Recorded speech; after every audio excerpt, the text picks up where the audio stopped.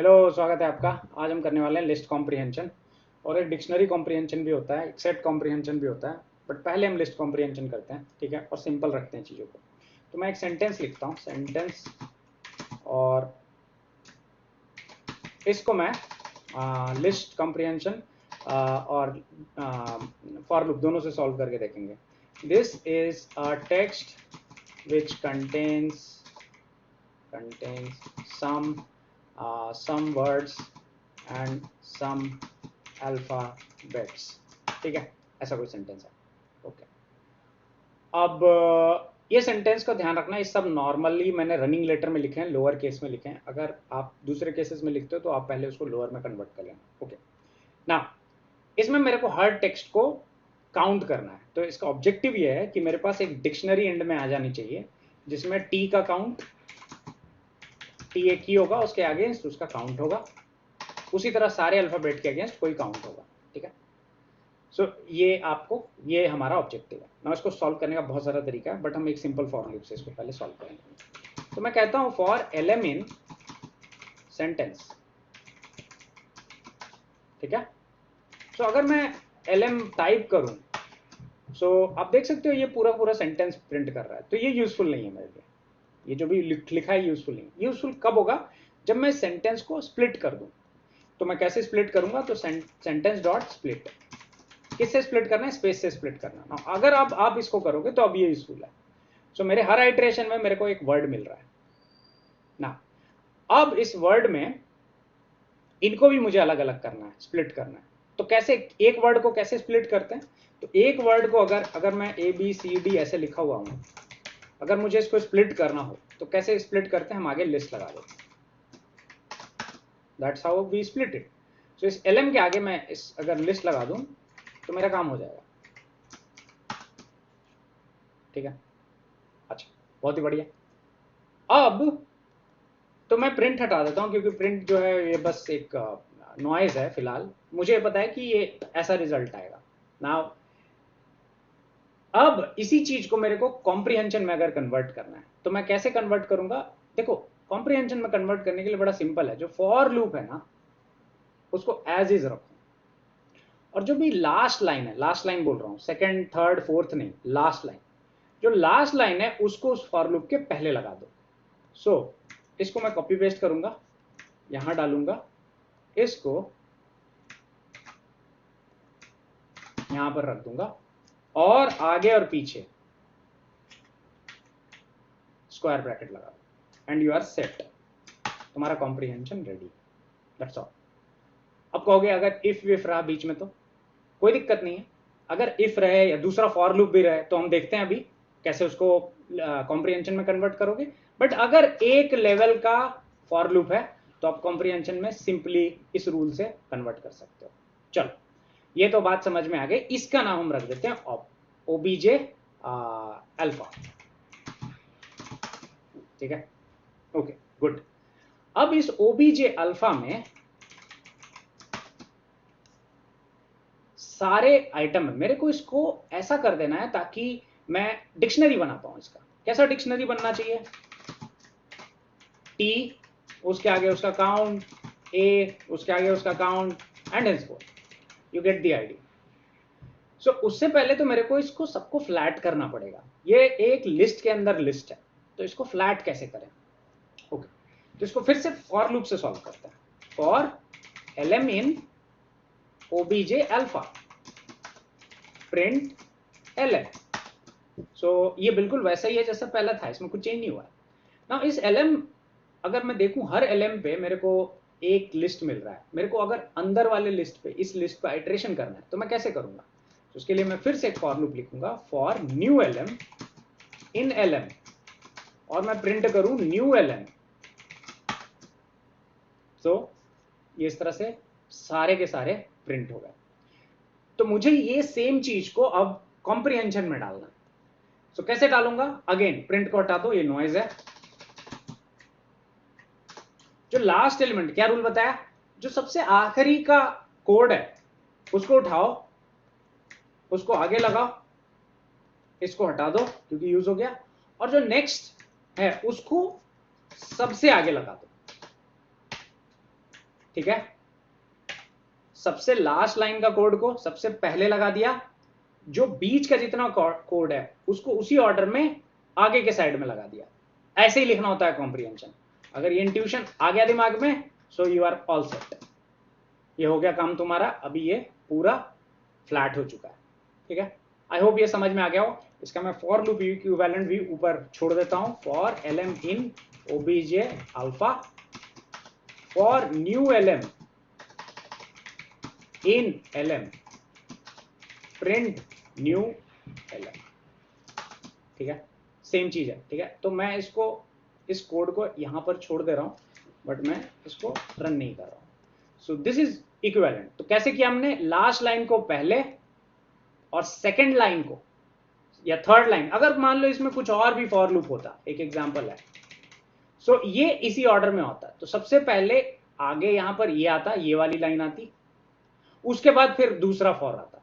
अगर इफ होता तो उसी तरह से इफ भी आता। ठीक है ना, तो ये लिखने का बेसिकली तरीका होता है। तो आगे हम इसके बाद ना एक और एक्सरसाइज करेंगे जिसमें मैं केस सॉल्व करके दिखाऊंगा, उसको हम कॉम्प्रिहेंशन से ही करेंगे, तो उसमें और क्लैरिटी आएगी। बट बेसिक्स क्लियर रखना, ये वाला थॉट प्रोसेस दिमाग में रखना। This is all good.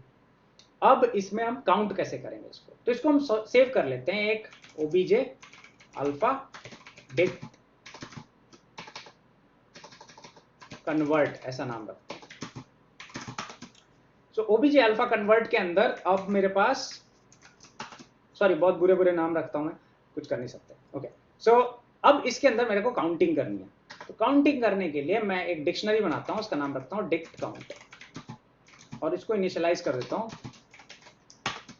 Blank से। ठीक, अब हम लिखते हैं for item in obj alpha. अच्छा, मैं ये भी बता देता हूं, इस प्रॉब्लम को सॉल्व करने का एक लाइन का भी कोड है पाइथन के अंदर, डोंट वरी, इतना लिखने की जरूरत नहीं है। डिफॉल्ट डिक्ट काउंटर, इस तरह के बहुत सारी चीजें पड़ी हुई हैं, काउंटर से तो तुरंत सॉल्व हो जाएगा ये। तो हम उसको डिस्कस करेंगे जब पाइथन स्टैंडर्ड लाइब्रेरी में डिस्कस करेंगे, बट फिलहाल बेसिक्स पे फोकस करते हैं। Okay good. Now for item in obj alpha, अगर मैं प्रिंट आइटम कर दूं तो क्या आएगा, सारा का सारा आइटम आ रहा है। गुड। अब इसमें मैं कहने वाला हूं कि यदि if this item is not in dict count, तो सोचो ये तो एम्प्टी है, सो पहला इटरेशन जब चालू होगा तो डिक्ट काउंट के अंदर कुछ होगा नहीं, तो क्या होगा वहां पर। तो मैं कह रहा हूं कि तब डिक्ट काउंट जो है, हमको इसको इनिशियलाइज करना है। किसको इनिशियलाइज करना, आइटम के बेसिस पे इनिशियलाइज करना। क्या इनिशियलाइज वैल्यू होगी, 1। अच्छा, कोई अगर, अब ये इसमें क्या होगा, इसमें ये t की वैल्यू 1 से इनिशियलाइज हो जाएगी, फिर से लूप घूमेगा, फिर आएगा h चेक करेगा क्या h डिक्ट काउंट के अंदर है, की के फॉर्म में नहीं मिलेगा, तो h की वैल्यू भी 1 हो जाएगी। फिर आएगा i, फिर आएगा s, ये सब की वैल्यू 1 1 1 आएगी। फिर ये क्या होगा, फिर से ये i आएगा।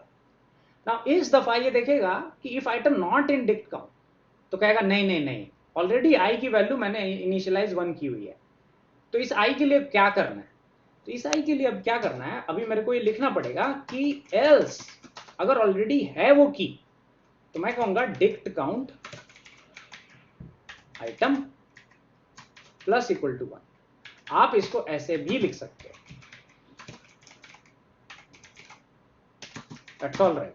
ठीक है, ये कर दिया हमने, and we are set, done.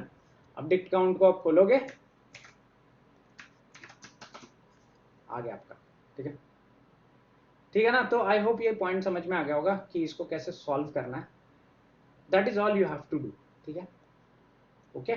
So I hope ये चीज समझ में आ गई होगी कि एक इस तरह का सेंटेंस जो है उसको अगर मेरे को ऐसे देखना है कि इस तरह के फॉर्म में देखना है, तो मैं कैसे देख सकता हूँ। ठीक है, नाउ ये आप देख सकते हो। अच्छा, अगर मेरे को अब इस प्रॉब्लम का ना बहुत सारा फॉर्म है, राइट, मतलब आप देखो तो इसमें आप, मैं बोलता हूँ अगर कि कीज अगर देखो तो ये सारी कीज है, राइट। इसको मैं कहता हूँ लिस्ट में कन्वर्ट कर देता हूँ। ठीक है, अब मेरे को कोई कहता है कि इन कीज को आपस में ज्वाइन कर देना है, मतलब इनको अपेंड कर देना, एक स्ट्रिंग बना दो। तो कैसे स्ट्रिंग बनाओगे ना, मुझे नहीं पता आप कैसे इसको सोच रहे हो, बट इसका एक लाइन का कोड है पाइथन में, ज्वाइन। ठीक है। सो इसका ये मतलब है कि क्या सेपरेटर चाहिए, ज्वाइन एक फंक्शन है जो एक इटरेबल लेता है, इस केस में लिस्ट है, और डिक्ट डॉट काउंट कीज है, basically dict count dot keys है, मतलब की बता दो, उसको लिस्ट में कन्वर्ट कर दिया। और उसको एक्चुअली डिक्ट का जो की और वैल्यू होता है ना, ये एक तरह का व्यू होता है। सो कुछ कुछ कमांड उस व्यू पे नहीं चलती है, उसको आपको लिस्ट में कन्वर्ट करना पड़ता है, इसीलिए लिस्ट लिखना जरूरी है यहाँ पर। सो अगर मैं इसको यहाँ से हटा दूं और ऐसे चलाऊं तो इस केस में दिक्कत नहीं हो रही है। कुछ कुछ जगह पे आपको ये दिक्कत आएगी जहां पर आपको जो कीज हैं, क्योंकि इसको आप प्रिंट करोगे ना तो ये एक वियर्ड सा स्ट्रक्चर बताता है आपको, डिक्ट कीज ऐसा लिखता है। तो ये व्यू है, एक तरह का व्यू ऑब्जेक्ट है। इसका आप टाइप अगर चेक करो तो कई दफा आपको इसको लिस्ट में कन्वर्ट करना पड़ेगा, तो ये बताता है कि ये एक डिक्ट की है, ठीक है ना। तो ये एक व्यू, इस तरह का व्यू होता है। ओके, सो पॉइंट ये है कि इसको आप इस तरह से ज्वाइन कर सकते हो। अगर यहाँ पर आप डैश लगाते हो तो इन सब के बीच में डैश डैश डैश डैश आ जाएगा। अगर यहाँ पर आप पाइप लगाते हो तो इन सब के बीच में पाइप पाइप पाइप पाइप आ जाएगा। तो यू गेट दी आइडिया, ठीक है।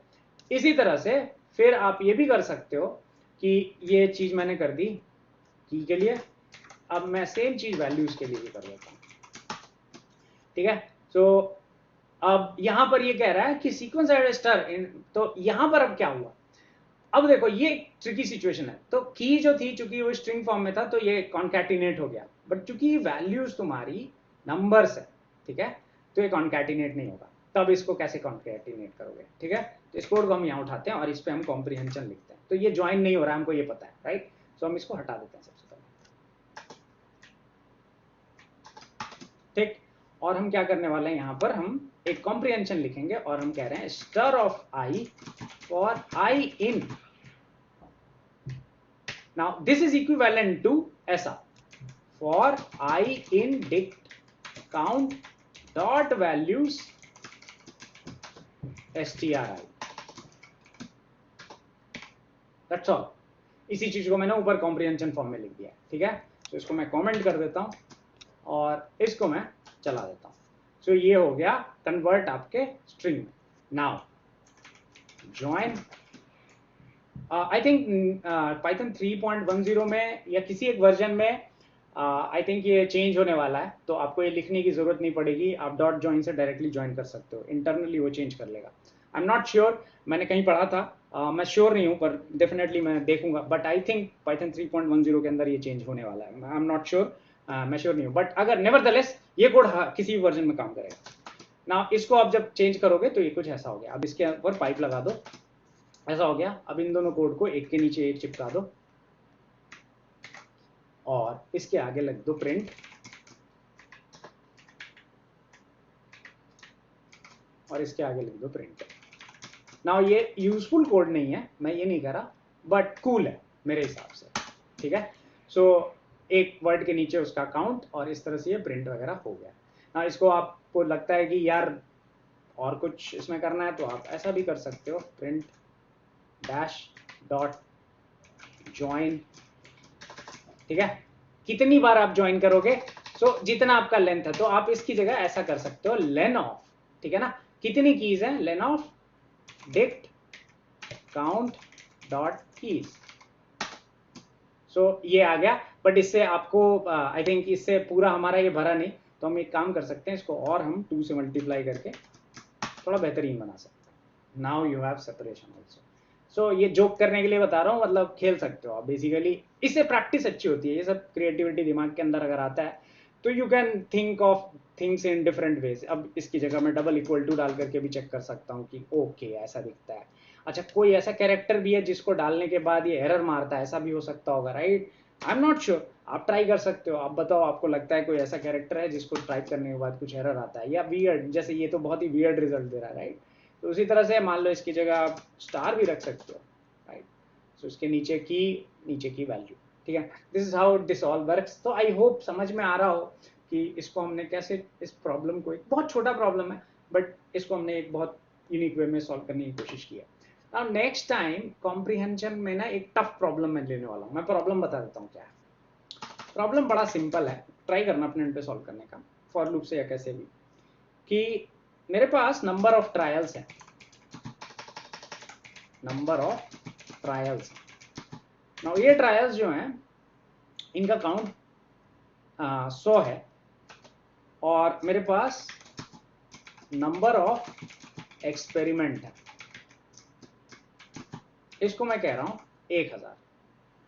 नाउ अब यार ये वोकेबलरी को 2 मिनट के लिए दिमाग, आप इसको कुछ भी बोलो यार, ठीक है ना। मैं इसको बोलता हूं नंबर ऑफ ऑब्जर्वेशन, क्योंकि कुछ बहुत पर्टिकुलर लोग पिक कर लेते हैं सब बात को और बहुत अलग तरीके से सोचते हैं, बट इसीलिए मैं चाहता हूं कि कंफ्यूजन ना हो। तो number of observation in an experiment मैं बोल रहा हूं, इन वन एक्सपेरिमेंट इज 100 और total number of experiment is 1000, ठीक है ना। ये आपके पास दो इंफॉर्मेशन दिया हुआ है। सो आपको क्या करना है, आपको करना ये है कि 100 एक्सपेरिमेंट पे आपको रैंडमली हेड और टेल जनरेट करना है। सो अगर मैं इसको बोलूं इंपोर्ट रैंडम, ये मॉड्यूल आप यूज करना, random dot rand int use करना और 0 के 1। तो अगर मैं इसको एक बार ही चलाऊं, सो इससे एक बार ही वैल्यू आ गई, इसको मैं ऊपर रख देता हूं, इसकी जरूरत नहीं है, ठीक है। अब मैं इसको एक बार ही अगर चलाऊं तो ये वैल्यू आ गई 0। अब इसी तरह इसकी रिकॉर्डिंग कर ली मैंने, कहीं इसको सेव कर लिया, मैं लॉजिक बता रहा हूं, मैं कोड नहीं बता रहा। इसको मैं फिर से चलाता हूं, ये 1 आ गया, मैं इसको फिर से चलाता हूं, फिर से 1 आया, फिर से चलाता हूं, फिर 0 आ गया। इसको मैं 100 बार चलाना है और मेरे को ये देखना है कितने बार इसमें हेड आए। 1 को हेड बोल रहे हो, 0 को टेल बोल रहे हो, तो कितनी बार हेड आया अगर 100 में देखोगे तो इन जनरल 50-50% चांसेस है कि 50 हेड या 50 टेल आएगा, बट ये कभी भी 50-50 आएगा नहीं, बहुत कम चांसेस है, बट आएगा, ऐसा नहीं है। बट इन जनरल 40 से 60 के बीच में मेजोरिटी आपका वो नंबर ऑफ हेड्स आएगा। तो 100 अगर आप एक एक्सपेरिमेंट करते हो जिसमें 100 ऑब्जर्वेशन है, तो उसमें हो सकता है 55 हेड आए, 45 हेड आए, 50 हेड आए, 52 हेड आए, कुछ ऐसा आएगा।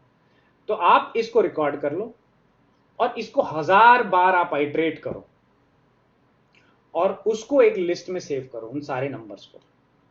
ये ऑब्जेक्टिव है, ये पूरा एक्सपेरिमेंट ये होगा, जो कि हम नेक्स्ट कॉम्प्रिहेंशन की क्लास में देखेंगे। उसमें इस प्रॉब्लम को सॉल्व करेंगे और बहुत यूनिक वे में सॉल्व करेंगे और मैं उसका सिग्निफिकेंस भी बताऊंगा कि उसका मीनिंग क्या है, ठीक है ना। तो बाय डेफिनेशन ये एक बर्नौली ट्रायल है, जो ये एक एक्सपेरिमेंट जिसको आप बोल रहे हो ये एक बर्नौली ट्रायल है, और जो जब इसको आप बहुत लंबे टाइम तक करते हो तो it becomes a binomial distribution. So Bernoulli trial मतलब एक ट्रायल और बाइनोमियल डिस्ट्रीब्यूशन मतलब बहुत सारे बर्नौली ट्रायल को जब आप कंबाइन कर लेते हो तो that becomes a binomial distribution. उस बाइनोमियल डिस्ट्रीब्यूशन से अगर आप सैंपल करते हो तो हर बार जब आप सैंपल करके उसको एक्यूमुलेट करते हो और उसको प्लॉट करते हो तो आपको एक बेल शेप कर्व दिखता है, and that is why because क्योंकि इसके अंदर जो चल रहा है वो सेंट्रल लिमिट थ्योरम चल रहा है, ठीक है ना। तो स्टैट्स की क्लास तो नहीं है, तो हम इस क्लास में नहीं, बट स्टैटिस्टिक्स की अलग से क्लास करेंगे, उसमें इसको थोड़ा और डिटेल में समझेंगे। But for the time being ये समझेंगे कि कोड से इसी चीज को कैसे हम ऑब्जर्व कर सकते हैं। और तो मैंने प्लॉटिंग नहीं बताई है, बट ठीक है, इट्स ओके, हम एटलीस्ट वो नंबर्स तो जनरेट कर ही सकते हैं। जब हम मैट प्लॉट लीव करेंगे तो उसमें हम चेक कर लेंगे कि जो हमने अभी प्लॉट करा है वो नॉर्मल है भी कि नहीं है, ठीक है ना। That's all for today. अपना अपना ध्यान रखिए, अपना ख्याल रखिए, मिलते हैं अगली बार।